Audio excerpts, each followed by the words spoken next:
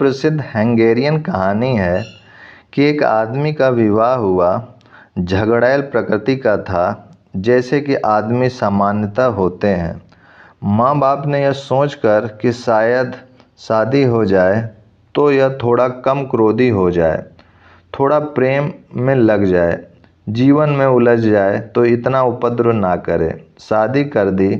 शादी तो हो गई और आदमी झगड़ैल होते हैं, उससे ज़्यादा झगड़ैल स्त्रियां होती हैं। माँ बाप लड़की के भी यही सोचते थे कि विवाह हो जाए, घर गृहस्थी बने, बच्चा पैदा हो, सुविधा हो जाएगी, उलझ जाएगी तो झगड़ा कम हो जाएगा। लेकिन जहाँ दो झगड़ैल व्यक्ति मिल जाएं, वहाँ झगड़ा कम नहीं होता, 2 गुना भी नहीं होता, अनंत गुना हो जाता है। जब 2 झगड़ैल व्यक्ति मिलते हैं तो जोड़ नहीं होता गणित का, 2 और 2 4 ऐसा नहीं होता, गुणनफल हो जाता है। पहली ही रात सुहाग रात, पहली ही भेंट में जो चीज़ें आई थी उनको खोलने को दोनों उत्सुक थे। पहला डब्बा हाथ में लिया, बड़े ढंग से पैक किया गया था।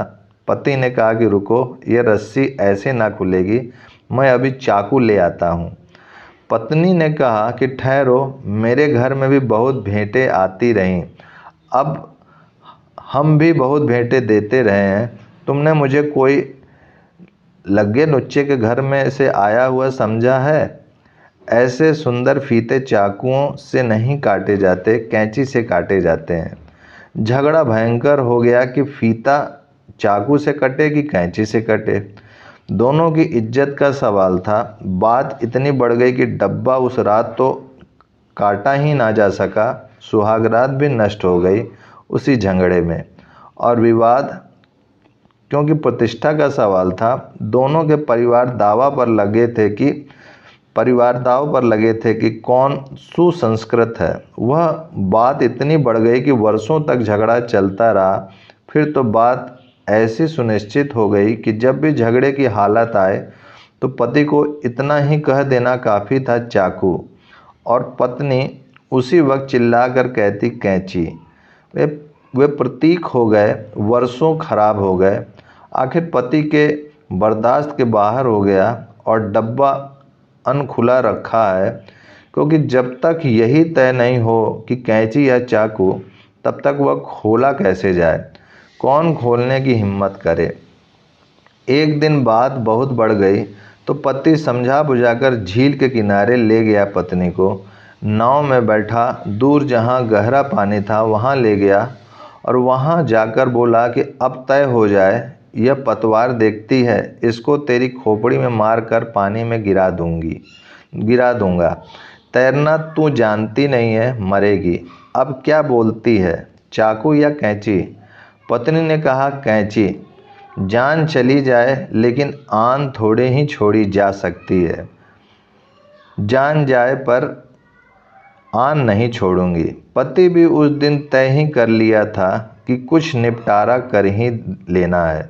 यह तो जिंदगी बर्बाद हो गई और चाकू कैंची पर बर्बाद हो गई। लेकिन वह यही देखता है कि पत्नी बर्बाद करवा रही है, यह नहीं देखता कि मैं भी चाकू पर ही अटका हुआ हूँ। अगर वह कैंची पर अटकी है तो मैं भी तो चाकू पर अटका हूँ।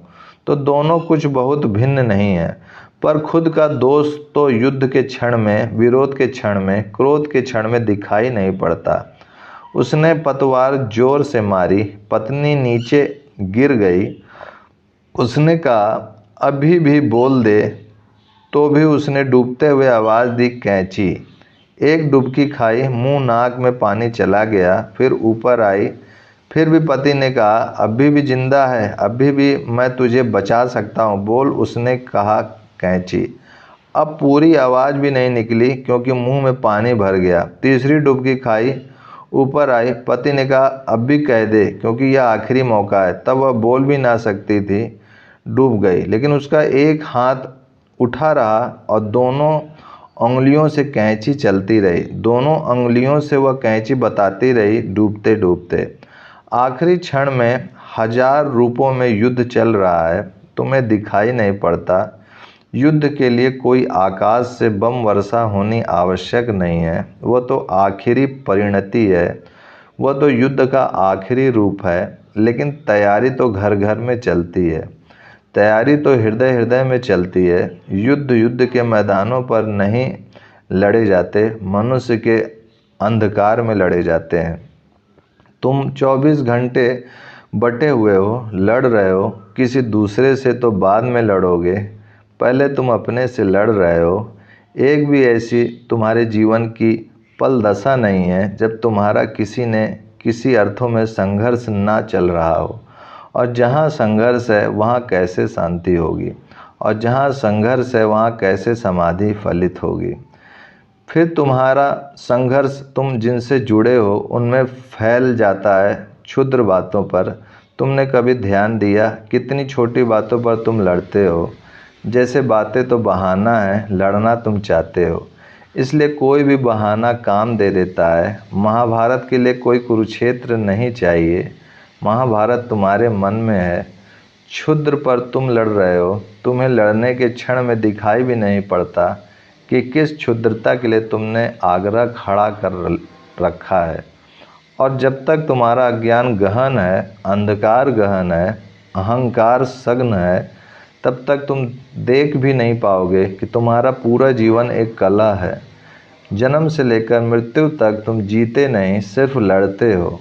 कभी कभी तुम दिखलाई पड़ते हो कि लड़ नहीं रहे हो, लेकिन मन में कुछ न कुछ 3-5 चलता ही रहता है। वे लड़ने की तैयारी के क्षण होते हैं जब तुम तैयारी करते हो। महायज्ञ की ज़रूरत तुम्हारे भीतर है, और वहाँ किसी अग्नि में घी डालने से काम न चलेगा।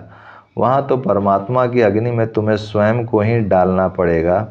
वही एकमात्र यश है, जीवन यज्ञ, जहाँ तुम अपनी आहुति देते हो और अपने अहंकार को जल जाने देते हो। फिर कोई युद्ध नहीं है, फिर कोई उपाय ही नहीं है युद्ध का।